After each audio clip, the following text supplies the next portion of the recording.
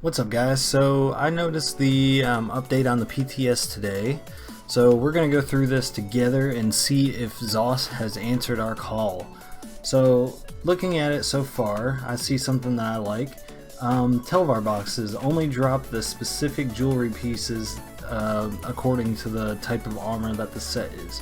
So that means you're not going to get arcane vice cannon rings or anything like that, which is very useful and helps you get what you need a little bit quicker. So that's pretty good change. Okay, good start.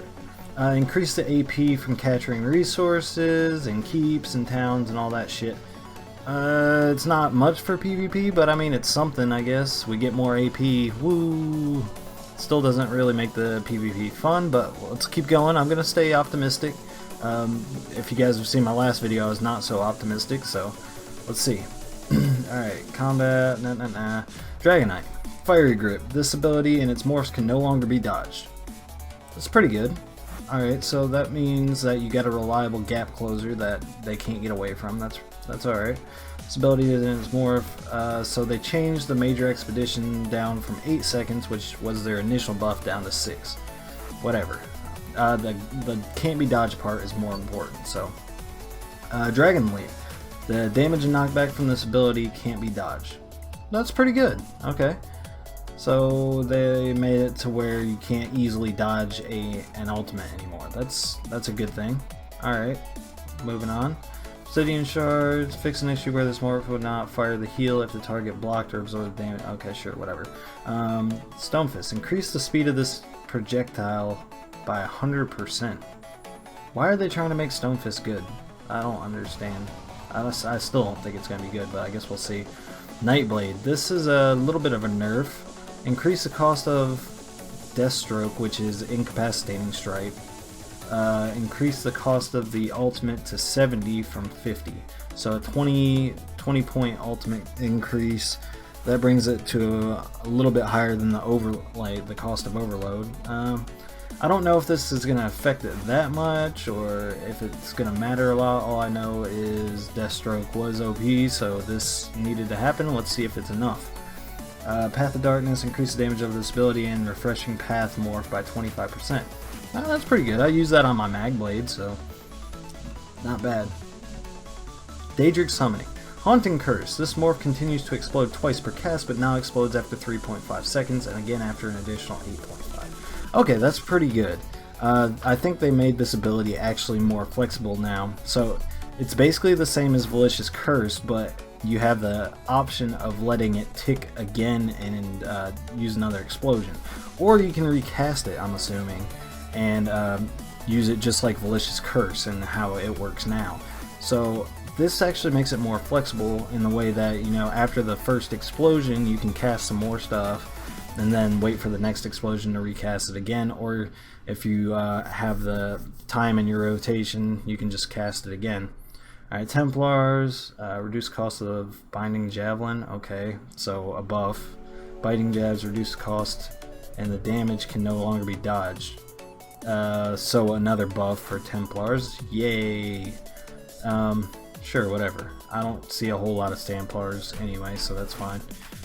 Piercing Javelin. Increase the speed of this projectile and its morph by 40%. Another buff. Fresh Scent Sweep is now a physical damage ability, so it's now a stamina ability, and it can no longer be dodged. Okay, so I guess ultimates shouldn't be dodged? I'm not sure. Backlash. I don't really care about this ability, so I'm not going to go through that. Radiant Destruction. Fix an issue where it wasn't actually being reduced. Okay, so that needed to happen. Restoring Light. Minor Magic Steal the debuff. Let's treat. Okay, so it's just fixes. Let's go on. Fix an issue. Rapid Mending. This now increases the amount of resources your heavy attacks restore by less. Wrath passive. This passive now increases your weapon install damage. So they nerfed heavy armor. Sweet. Okay. Alright, Zos, we're getting somewhere. Nerfing heavy armor, alright.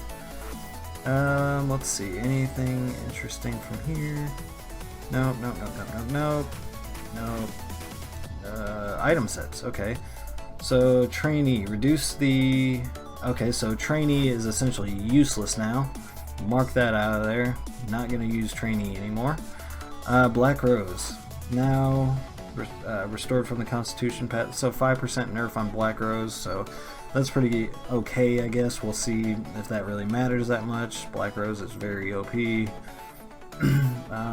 Anything else that I see that's interesting? Scorch Harvester, which is Malubeth. This item set now procs major vitality instead of generic non-buff category healing and receipt bonus. So I think that's a nerf. I'm not really sure what that means, but it sounds like a nerf. Tremor Scale. Reduce the damage done by this item's proc by 10%. Nerf to Tremor Scale. Thank the fucking Lord. Sorry, Jesus. Didn't mean that. Good.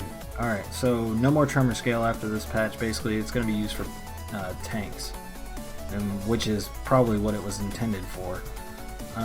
Okay, so just some more housing stuff.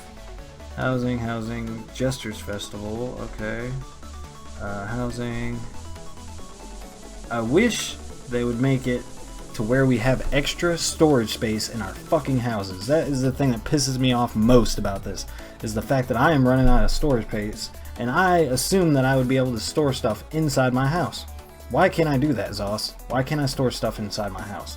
That doesn't make sense to me. Does that make sense to you guys? It doesn't make sense to me. I don't see why I can't, even if it's expensive for me to buy some boxes to put in my house. I don't care that it's expensive. I want to be able to put shit in there.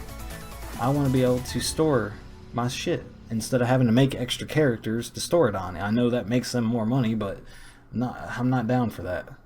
I'll buy boxes out of the Crown Store. I don't give a shit. I'd rather do that than having to jump between characters. Okay, so that looks like that's it for this update. So, okay, so there's some good changes. They're starting to listen to us. Now if they would just, give us, give coagulating blood a decent heal, something that's like Vigor maybe or something like that. But other than that, not too many complaints on this. Nerfs, balances, not too bad. We're getting somewhere. There's still some stuff that you guys, that Zos needs to, address, especially some PvP problems. Not so much with the sets, it looks like they're addressing the sets, but they need to give us some incentive to do something other than Zerg for the people that, like to not Zerg. Yes, I understand that some of you do like the Zerg, but there's a lot of us that really don't like it, and that is the only thing that they're giving us an option for right now, and it's very annoying. I don't even care if they give us some incentive to go back into Imperial City. Fuck, I like Imperial City, but it's always dead. No one's in there most of the time. I went in there this morning and there was no one there. Went in there last night, there was no one there. So give us some incentive to do some small scale PvP. That's what a lot of us are wanting. Either that or just announce fucking Battlegrounds and Arenas next patch. Please, for the love of God, everybody's been waiting for it for so long. Give us it. I don't care if it's shitty right now. I don't care if it's optimized to what it's supposed to be or not. Just give us something to do. Give us something to do in PvP. Alright, anyway, I'm done ranting about this. I am pretty happy that they're actually listening to the community, so that's a good positive thing. We'll see where it goes from there. I'm starting to get burnout on the game, to be honest, but I think the housing patch is going to revitalize it, so I'm sticking around and waiting to see on that. If you guys haven't checked out some of my other videos on the PTS issues and stuff like that, go check that out. Subscribe if you like the video, like, comment, and I'll see you guys in the next one. Peace.